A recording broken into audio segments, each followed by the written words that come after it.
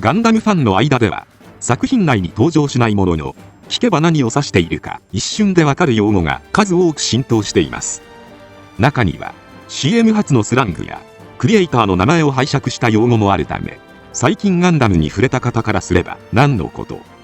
と困惑する用語も多いのではないでしょうか。そこで今回はガンダム界隈で頻繁に使われているファン用語6000を紹介していきます。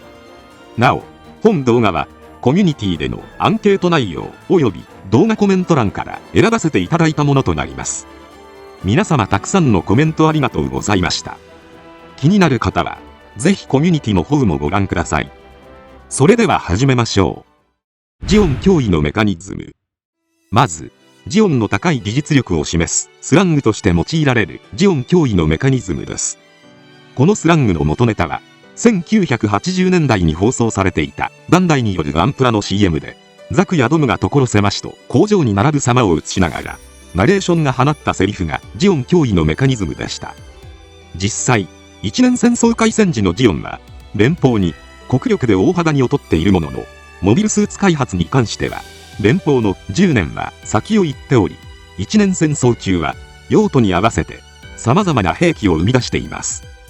連邦もガンダムというザクを圧倒するモビルスーツを生み出したものの、ジオン側はそれから3ヶ月ほどでカタログスペック上はガンダムに匹敵するゲルググを量産しているため、その技術力はジオン脅威のメカニズムと言ってしかるべきでしょ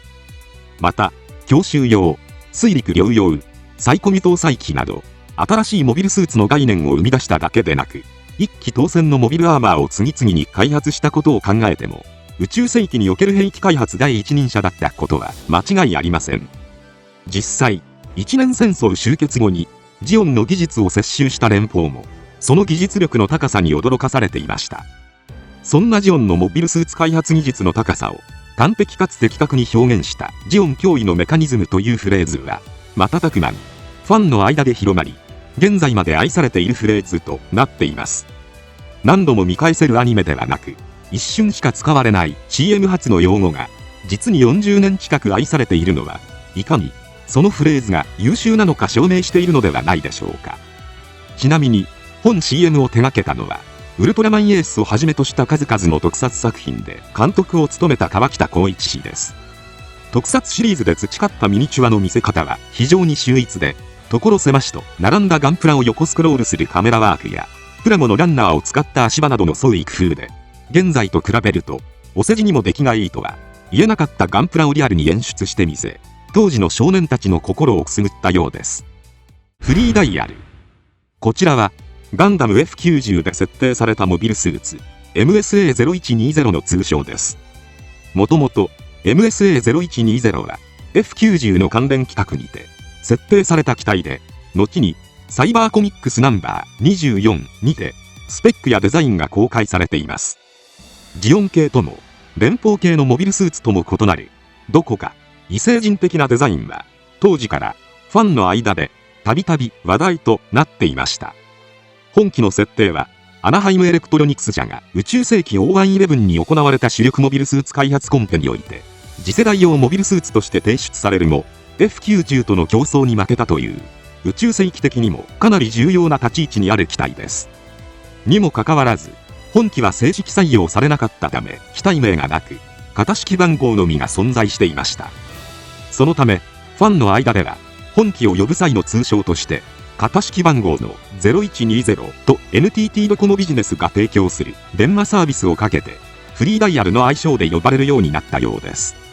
なお、本機の型番が0120なのは、もともと宇宙世紀 O120 にロールアウトした F90 の対抗機として開発されたという設定の名残とも言われています。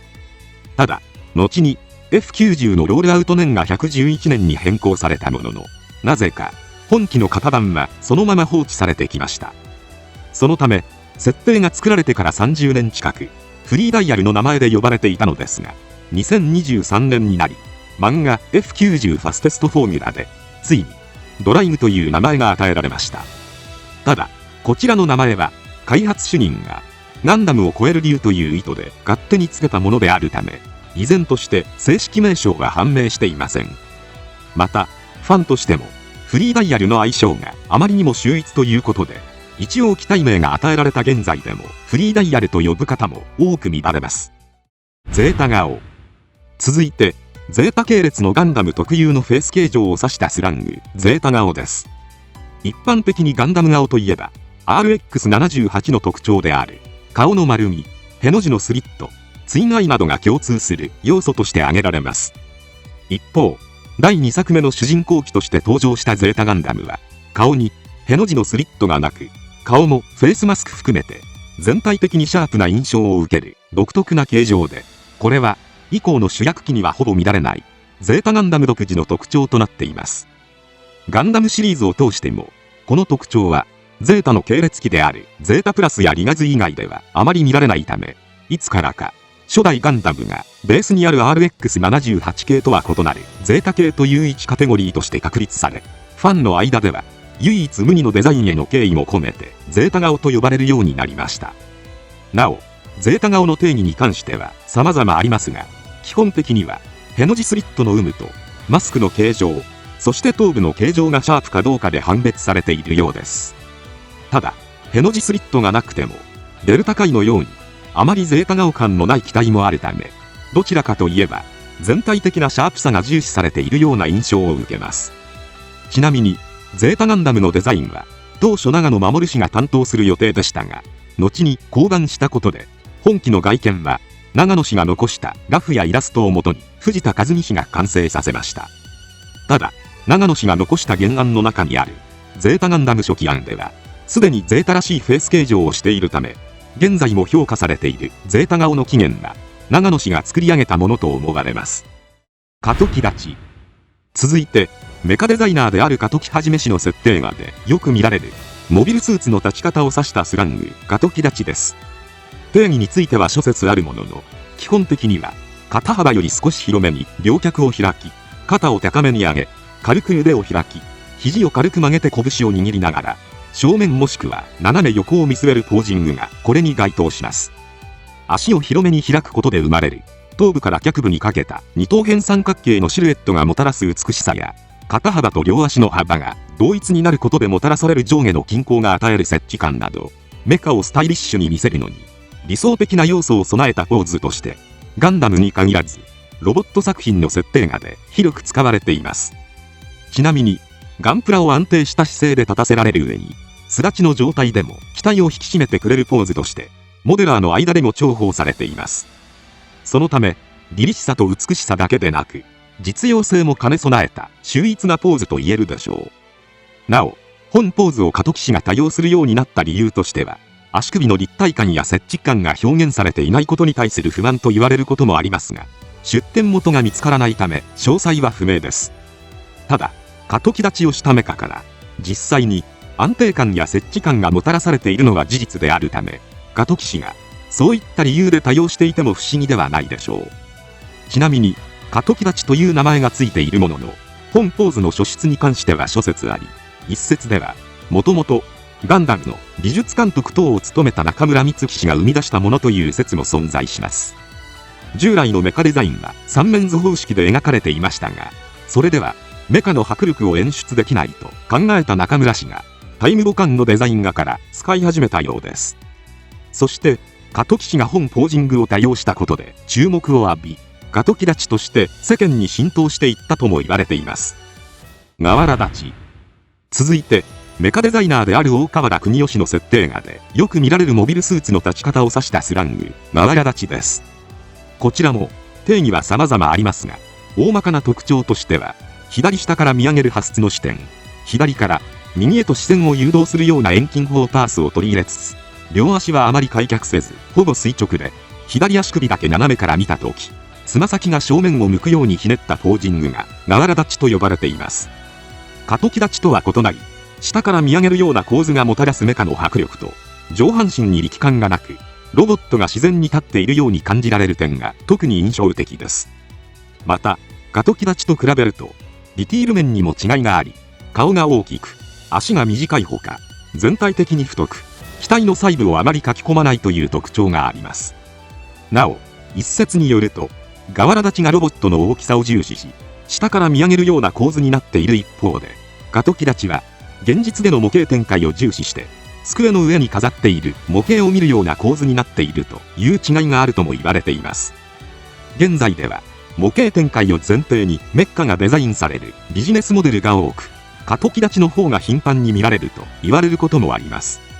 なお、河原立ちについても初出は大河原氏ではなく、彼のタツノコプロ時代の上司である中村氏がタイムボカンのデザイン画から使用するようになったと言われています。